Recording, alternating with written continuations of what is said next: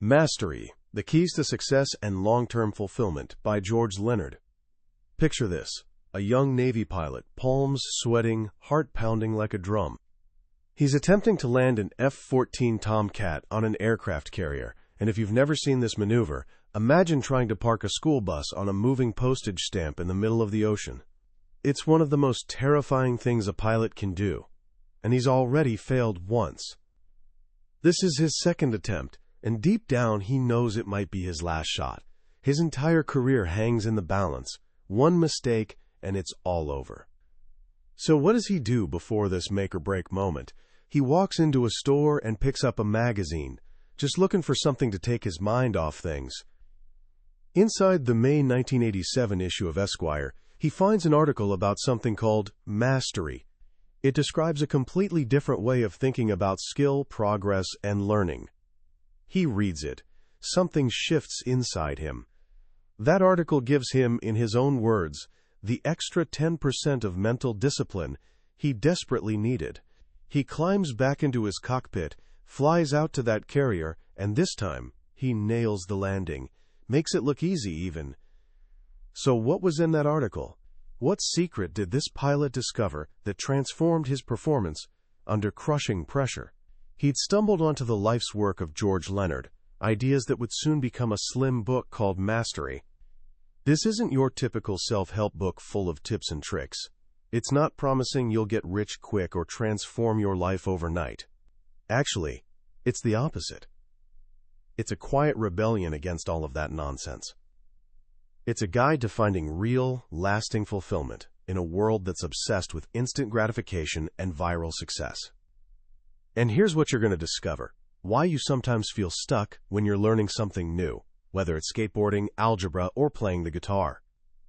You'll meet 3 characters that live inside all of us, characters who sabotage our progress right when things are about to get good. And most importantly, you'll learn what that Navy pilot learned, that the secret to reaching your full potential isn't sprinting toward some finish line. It's learning to fall in love with the journey itself, especially the boring, frustrating, seemingly endless parts. This is the path to mastery. Let's try something simple. Touch your forehead with your hand. Go ahead, do it. Easy, right? Totally automatic. But George Leonard wants you to remember something. There was a time when that simple movement was as difficult for you as playing a Beethoven piano concerto would be right now. As a baby, you had to figure out how to control those weird things attached to your arms. You had to build a mental map of your own body. You had to learn what forehead even meant. You went on a journey. You started with something impossibly hard, and, through practice, made it effortless. You took a master's journey, and here's Leonard's first big lesson. If you could learn to do that, you can learn to do anything. Flying a plane, playing guitar, building a business, having better relationships. The path is always there. The problem? Modern life is waging war on mastery. Think about the messages bombarding you every single day. TV commercials, Instagram, TikTok, the whole rhythm of our culture. What are they selling? The highlight reel, the big moment, the game-winning shot, the finished cake with everyone singing happy birthday, the couple already lounging on that tropical beach. They never show you the years of work it took to afford that vacation. According to our cultural storytellers, life is supposed to be an endless stream of epic moments. There's no practice shown, no process, and definitely no plateau. This creates a dangerous fantasy. We start believing our own lives should be a constant highlight reel, when they're not. When we're stuck in the quiet, ordinary moments of regular life, we feel like something's wrong. We get bored, anxious, like we're falling behind. So what do? We look for shortcuts, quick fixes, ways to skip to the next big moment without the work. And society is more than happy to sell us that fantasy. Crash diets promising 30 pounds gone in 30 days. Get-rich-quick schemes. Drugs that deliver instant highs. Leonard shows us a simple graph of this illusion. He calls it the path of endless climax. It's a line that just keeps going up and up, wave after thrilling wave. But it's a lie, because in the real world, that path always crashes. This is the war against mastery, a culture celebrating results over process, destination over journey. And it sets us up for failure.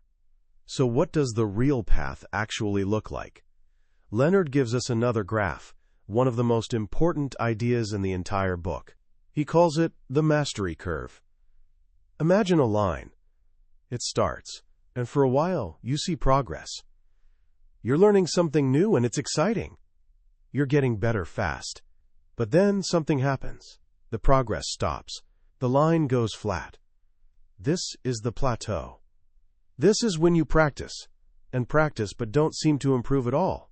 For most of us, this is where we quit. We get frustrated, bored. We think, maybe I'm just not cut out for this. The initial excitement fades, and the work feels like drudgery. We live in a world that's taught us if we're not seeing constant progress, we're failing. But the master knows something different. The master knows the plateau is the most important part of the journey. It's where real learning happens, even when you can't see it. It's where skills sink in, moving from your conscious mind into muscle memory, into your very bones. And if you stay on the plateau, if you keep practicing for the sake of practice itself, something magical happens.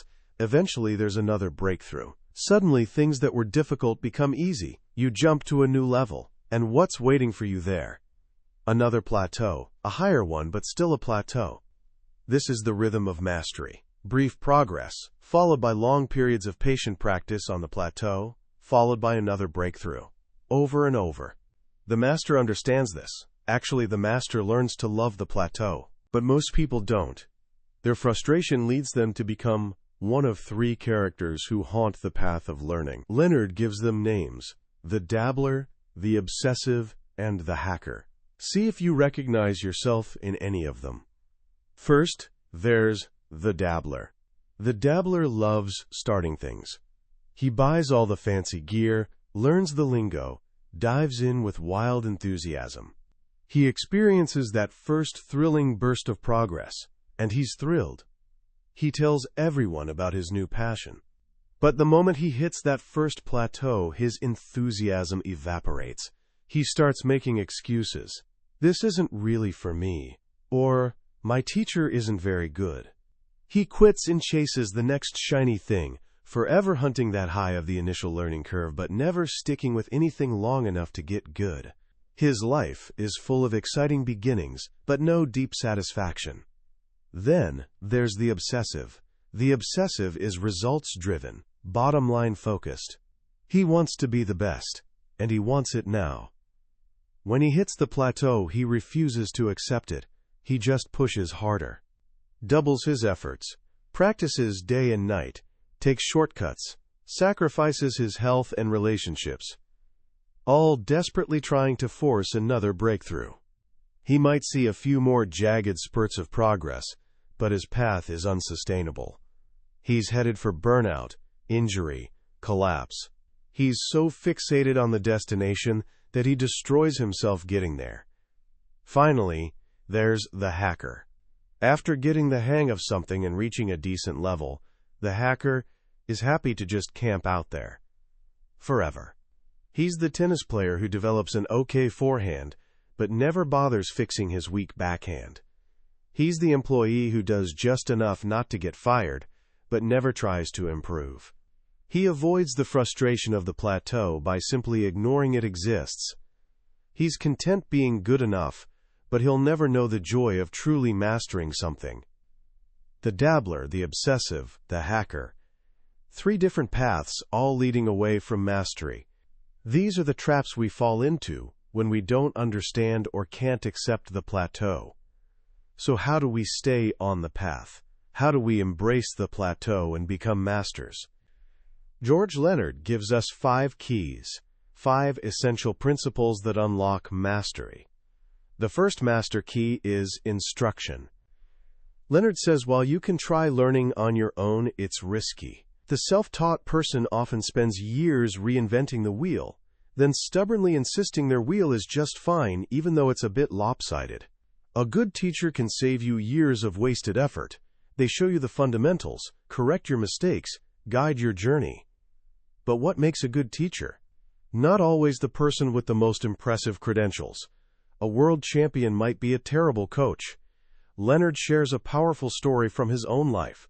As a young man, he became a flight instructor in the Army Air Corps during World War II. He was just 20, arrogant, obsessed with what he called maximum performance. He was assigned 4 students. 2 of them, Stull and Thatcher, were naturally talented. He was thrilled. He pushed them toward perfection, setting standards 10 times higher than required, and they thrived in what he called a, quote, delicious conspiracy of excellence. He loved teaching them. The other 2, Brewster and Edmondson, were mediocre, clumsy, slow to learn, and Leonard admits, with deep regret, that he simply lost interest. He went through the motions, but his heart wasn't in it. He was impatient, dismissive. He was, in his own words, the best of instructors and the worst of instructors. Years later, as an Aikido teacher, he learned the lesson his younger self had missed. The true test of a great instructor isn't how they work with superstars. It's how they work with beginners, the slow learners, the klutzes. Because teaching them forces you to break down the skill into its smallest, most essential parts. You learn the art from the inside out. He shares a parable from Zen master Shunryu Suzuki about 4 kinds of horses. The best horse responds to the driver's will before the whip even casts a shadow. The second best responds as the whip touches its skin. The third responds when it feels pain. And the fourth, the worst horse, only responds after the pain penetrates to the marrow of its bones. We all want to be the best horse.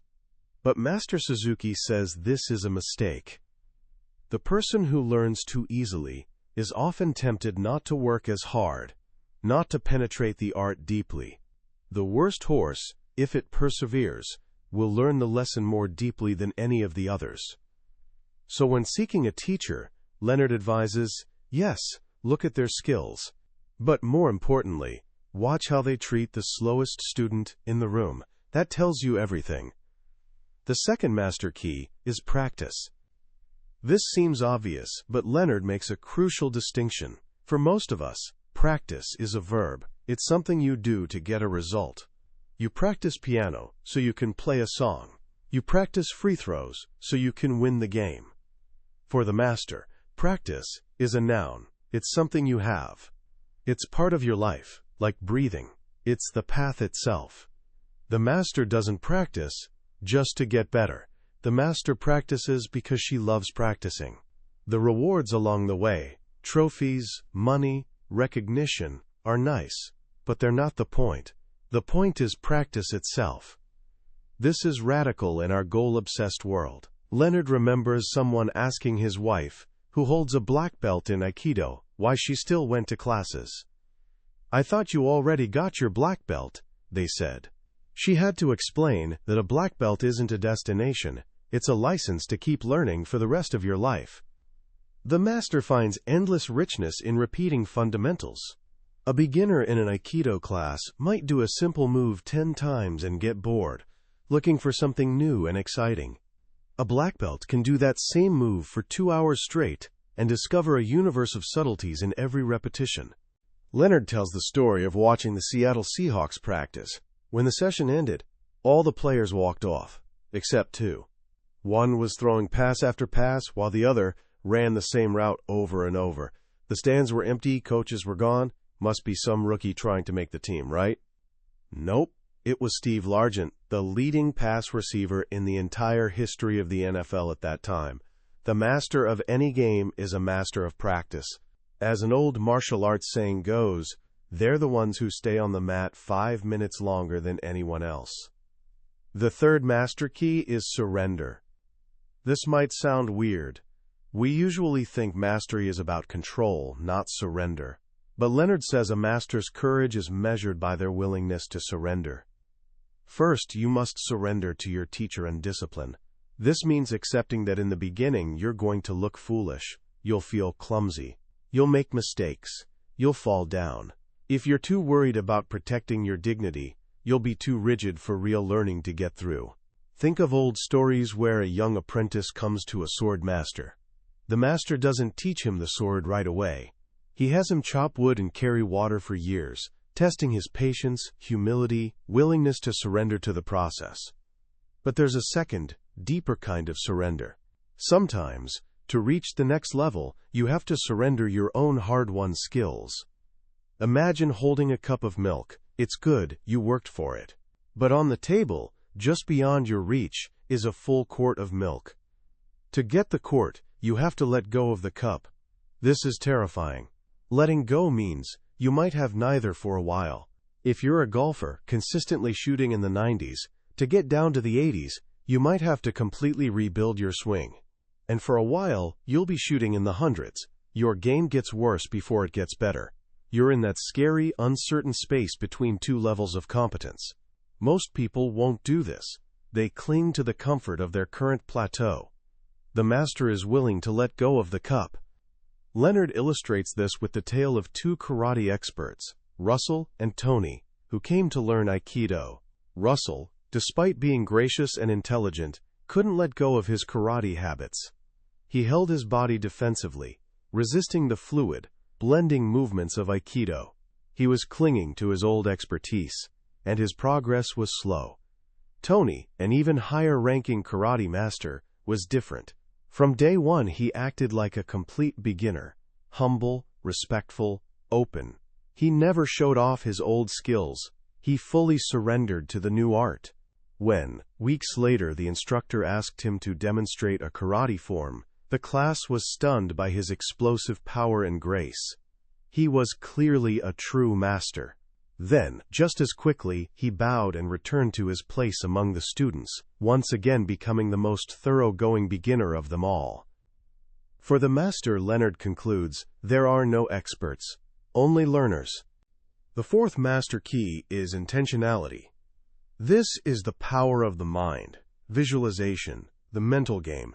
We've all heard stories about this. The great golfer Jack Nicklaus said he never hit a shot without first vividly picturing its perfect flight, seeing it land softly on the green. He claimed a successful shot was 50% visualization and only 10% swing.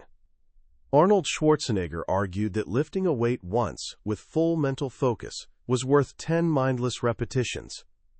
Mind and body aren't separate.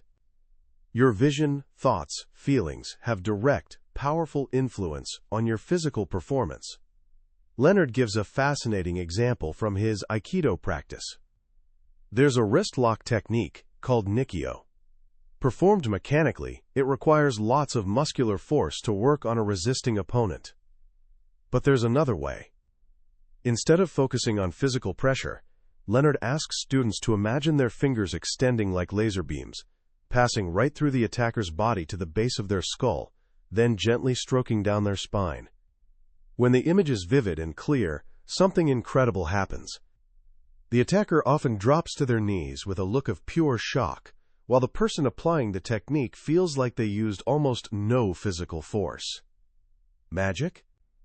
Leonard suggests it might be simpler. The image guides your body into perfect alignment and leverage, subconsciously. But whatever the explanation, the result is real. Our thoughts aren't just empty things floating in our heads. They're a form of energy. They shape reality. Einstein's thought, E equals mc squared, was just an idea, but it eventually unleashed the power of the atom. Intentionality is fuel for the master's journey. Every master is a master of vision. The fifth and final master key is the edge. Here we hit a paradox. The master is a person of incredible patience, dedicated to the long, slow, incremental path. They love the plateau. They embrace fundamentals. And yet at the same time, the master is precisely the person most willing to challenge limits, take risks, push to the very edge of their capabilities. They're both patient and daring. It's a balancing act. The journey of mastery is largely goalless, endless. But along the way, there are tests. Moments demanding you push beyond what you thought possible. Leonard describes the story of Julie Moss, a young woman competing in the Ironman Triathlon World Championship. After swimming 2.4 miles and biking 112 miles, she was leading the 26.2-mile marathon. Just a few hundred yards from the finish line, about to achieve the greatest victory of her life. Then her body gave out. She collapsed. As TV cameras rolled, she lost control of her bodily functions. She tried to stand, fell again. The second-place runner passed her. But she didn't quit. She started crawling. On her hands and knees, she crawled across the finish line and collapsed. An orthopedic surgeon called her performance stupid, very nearly fatal. Sportscaster Jim McKay called it, quote, heroic. One of the greatest moments in the history of televised sport. Leonard says, they were both right. It was stupid, and it was heroic. This is the edge. That human desire to push limits, see what's possible, strive for the unattainable, even at great cost. It's a dangerous and powerful place. But before you can even consider playing on that edge, Leonard reminds us, you must first do the work. Years of instruction, practice, surrender, intentionality. And afterward? After the big test, after the climactic moment, more training, more time on the plateau, the never-ending path again. These are the 5 keys. But Leonard leaves us with one more crucial insight, understanding the force that will always try to pull you back. That force is called homeostasis. It's simple. Your body, mind, relationships, even entire societies, have a built-in tendency to stay the same. Your body works hard to keep your temperature at 98.6 degrees.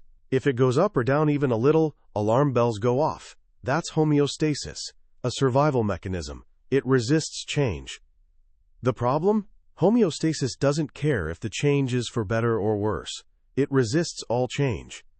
So you decide to start exercising. For 20 years you've been sedentary. That's your normal. On your first day jogging, you get halfway around the track and suddenly feel sick. Your chest tightens. Panic sets in. Your body is screaming, "Warning! Warning! Something is different. Stop immediately." That's not a sign jogging is bad for you. It's a sign homeostasis is working, the alarm system going off. Most people listen to the alarm and stop. They backslide. The master learns to anticipate the resistance. He knows when he starts making progress, alarm bells will ring. He might even take them as a sign he's on the right track, that real change is happening.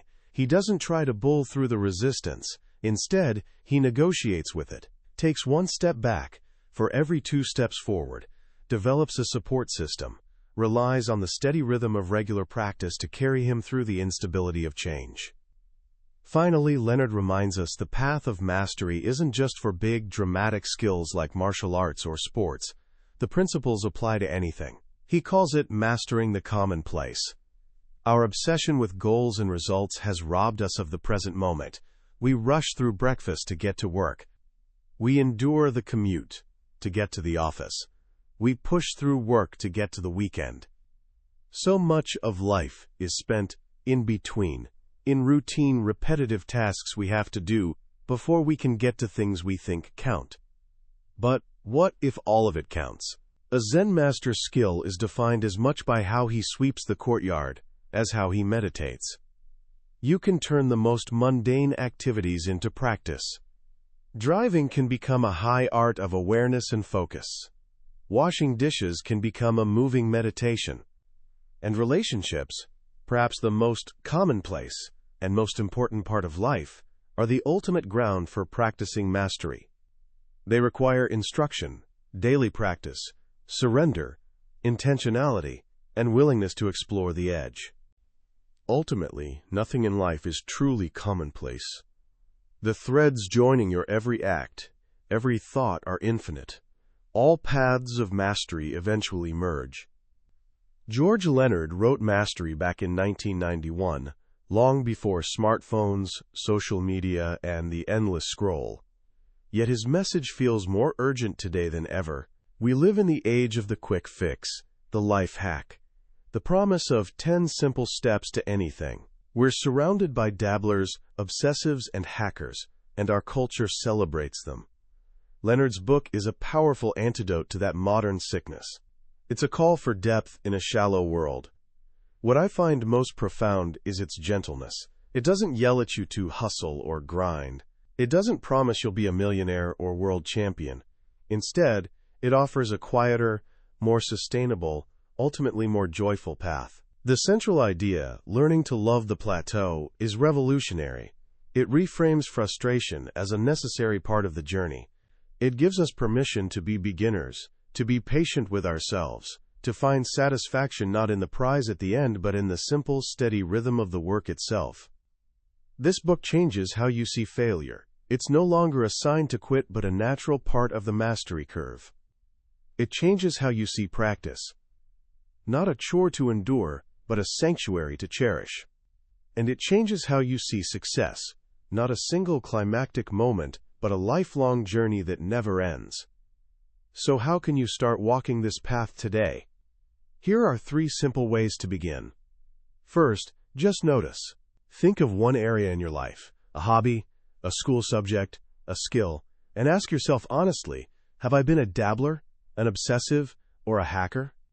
You don't have to do anything about it. Just recognize the pattern without judgment. Awareness is the first step. Second, for the next week, choose one commonplace activity, making your bed, washing dishes, or even just walking from one class to another. For those few minutes, turn it into a practice. Do it with your full attention. No phone, no distractions. Feel the rhythm of your movements. Try to do it with grace and focus, just for its own sake. See how it feels. And third, give yourself permission to be a fool. Pick one thing this week you know you're not good at, and just try it. Drawing a picture, learning a few guitar chords, attempting a new dance move. Embrace the clumsiness. Laugh at your mistakes. For 5 minutes, surrender your dignity and just play. Feel what it's like to be a true beginner again. That was a summary of Mastery by George Leonard. We've walked through the key ideas today, but I have to be honest, a summary can only ever be a map.